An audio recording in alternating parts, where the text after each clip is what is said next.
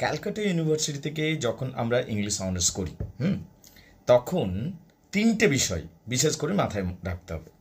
প্রথম বিষয় হচ্ছে যখন আমরা পড়াটা বুঝবো, ঠিক আছে, মানে সেটা গল্পই হোক, কবিতা হোক, নাটক হোক, যেন পড়াটা একদম ক্রিস্টাল ক্লিয়ার থাকে। সাধারণত দেখতে পাওয়া যায় বা সাধারণত ছাত্রছাত্রীরা এটা ভাবেও যে ইংলিশ অনার্সের পড়া বেশি ভেঙে ভেঙে বুঝবার নয়, বা ইংলিশ অনার্সের পড়া স্যার কতই আর ভেঙে বোঝাবেন, এটা কিন্তু নয়। ইংলিশ অনার্সের প্রত্যেকটা কবিতাকে তোমাকে ভেঙে ভেঙে ভেঙে ভেঙে বুঝতে হবে এবং খুব ডিটেলসে বুঝতে হবে। ইংলিশ অনার্সের কবিতার ক্ষেত্রে যেটা উপন্যাস, সেটা কিন্তু বেশ লম্বা চৌড়া থাকে। তো এইটা কিন্তু word by word, line by line করবার জায়গা থাকে না। এখানে মোটামুটিভাবে স্পিডে পড়াশোনা করা যেতে পারে, দ্রুতভাবে তুমি সম্পূর্ণ করতে পারো। নাটক, বেশ কিছু গুরুত্বপূর্ণ নাটক আছে, যেমন ধরো Macbeth, as you like it, এই ধরনের যেগুলো নাটক মানে লিজেন্ডারি, যেগুলো খুব বিখ্যাত, সেইগুলো কিন্তু লাইন বাই লাইন পড়তে হবে।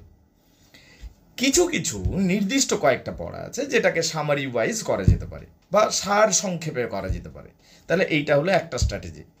2 নম্বর স্ট্র্যাটেজি হলো ইংলিশ অনার্স যখন করবো ক্যালকাটা ইউনিভার্সিটি থেকে, তখন কিন্তু আমাদের লেখা অভ্যাস করতে হবে। এবং লিখবো কীভাবে, যেন বাক্যের গঠন ঠিক হয়, এটা কিন্তু খুব বেশি গুরুত্বপূর্ণ। অনেক সময় কী হয়, আমরা বাক্যটা লিখলাম এবং সৌন্দর্যমণ্ডিত করতে গিয়ে তার মধ্যে কী হলো, বাক্যটাকে ভুল করে ফেললাম।